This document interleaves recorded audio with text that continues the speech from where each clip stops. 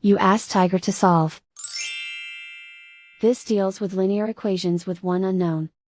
The final result is a equals -8/11. Let's solve it step by step. Group all constants on the right side of the equation. Subtract 50 from both sides. Group like terms. Simplify the arithmetic.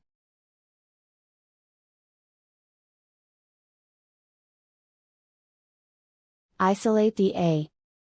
Divide both sides by -11. Cancel out the negatives. Simplify the fraction. Move the negative sign from the denominator to the numerator. And so the final result is a equals -8/11.